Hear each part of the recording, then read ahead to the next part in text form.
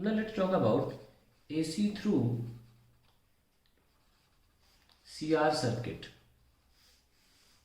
अब CR circuit में हमारे पास सर्किट डायग्राम बनाते हैं, जो कि है कैपेसिटर, ये रेजिस्टर, और ये हमारा CR सर्किट तैयार हो गया, C and R। ठीक है। Now what we are going to do is, हम आपको अलग से दिखा दें कि कैपेसिटर सर्किट में क्या था और रेजिस्टर में क्या था।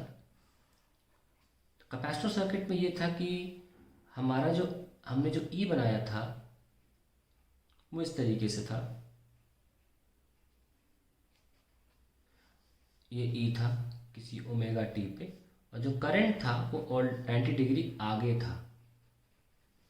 और रेजिस्टर की बात करें अगर, तो जहाँ पे ई था वहीं था आई। तो हमें दोनों को मिक्स करना है। अगर हम मिक्स करना चाहते हैं तो phasor diagram of CR circuit कैसे मिक्स करेंगे, हमें दो बातों का ध्यान रखना है।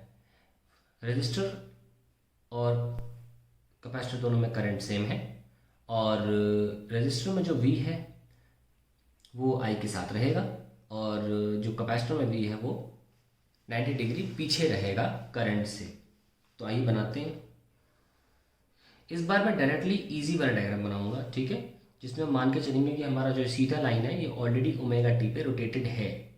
ओके, तो ये हमारे पास करंट हो गया आई, और यहाँ पे हमारा वोल्टेज हो गया, क्योंकि हमेशा करंट के साथ जो रेजिस्टर में वोल्टेज है वो साथ सेम लाइन में रहती है, क्योंकि इनके बीच में कोई फाई का फेज डिफरेंस नहीं है। और पीछे जो हम जा रहे हैं ये हम जा रहे हैं VC में। ठीक है। अब हमारे पास 90 डिग्री हम क्लियरली दिखा पा रहे हैं कि वोल्टेज VC आई से 90 डिग्री पीछे चल रही है।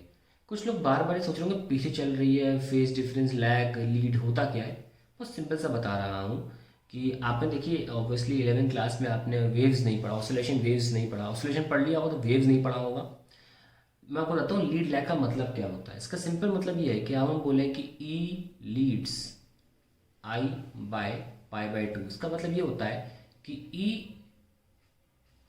E attains its maximum amplitude 90 degree prior to I। इसका बस सिंपल मतलब ये होता है कि ये चाहे तो आप इसे एंगल है तो थीटा आप निकालना चाहे तो ओमेगा इंटू टी कर दें। आप ये भी बोल सकते हैं कि इतने टाइम के बाद E, या इतने टाइम पहले करंट से E अपनी मैक्सिमम वैल्यू को अटेन कर लेता है। या तो आप एंगल के रिस्पेक्ट में बोल सकते हैं, या फिर आप टाइम के रिस्पेक्ट में भी बोल सकते हैं।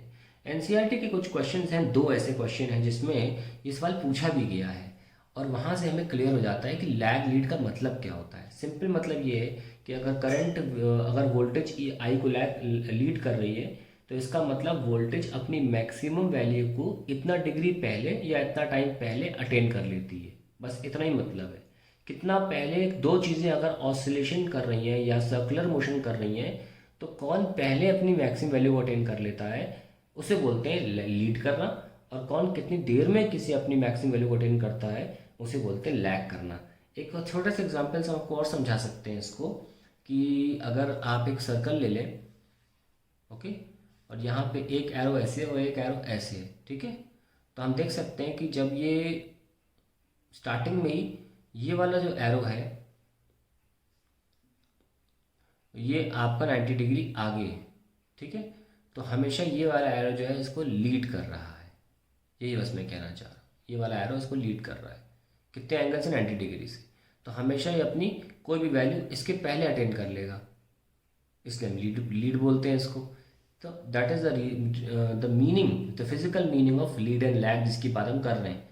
यानी कि वोल्टेज अपनी मैक्सिमम एम्पलीट्यूड को इंडक्टर के केस में पहले अटेन कर लेता है इन कंपैरिजन टू करंट, और कैपेसिटर के केस में करंट अपनी मैक्सिमम एम्पलीट्यूड वैल्यू को इंडक्टर की सॉरी जो वोल्टेज है सर्किट में उससे, अगर सिर्फ कैपेसिटर सर्किट है तो करंट अपनी मैक्सिमम वैल्यू को पहले अटेन कर लेता है। तो कौन पहले अपनी मैक्सिमम वैल्यू को अटेन करता है इसको हम लीड लैग से समझाते हैं। आई होप अब ये लीड लैग का प्रॉब्लम सॉल्व हो गया होगा। किसी के दिमाग में भी ये खटक रहा होगा कि यार लीड लैग तो ठीक है, समझ में तो आ गया, पर इसका मतलब क्या होता है। इसका मतलब बस एक होता है, एक क्वांटिटी दूसरी क्वांटिटी से पहले अपनी मैक्सिमम वैल्यू को अटेन कर ले। ठीक, आइए let's come back to this. So we have got this as I and we are साथ में और वी सी इज 90 डिग्री पीछे। तो अब हम वेक्टर एडिशन की तरह इनको ऐड करेंगे और वही हमारा सर्किट में करंट वोल्टेज होगा। सो वी नेट जो आएगा मेरा वो कितना आएगा, V R square plus V C square. दूसरी बात बहुत इंपॉर्टेंट सामने आती है कि हमारा जो फाई है ये नेगेटिव आ रहा है, क्योंकि हमेशा इस बचपन में सिखाया जाता है कि एरो जो एंगल का होता है वो एक्स एक्सिस से स्टार्ट होता है और अगर वो क्लॉकवाइज है तो वो नेगेटिव होगा। तो यहाँ जो फाई है ये फेज डिफरेंस ये नेगेटिव है और ये बोला जा सकता है कि नेट वोल्टेज तो इस लाइन पर आया है, नेट है ना, कि V net lags I by phi. और फाई क्या निकालेंगे, टेन फाई निकाल लीजिए पहले। Tan phi is equals to ये क्या है, V C upon V R, V C upon V R, that is I X C upon I R, cancel. So we can write phi is equals to tan inverse of X C by R. So that's it. I hope ये clear हो गया है। तो हम इतना ही करना चाहते हैं इसमें सी आर सर्किट में। अगर हम करेंगे एल सी आर सर्किट तीनों होंगे उसमें।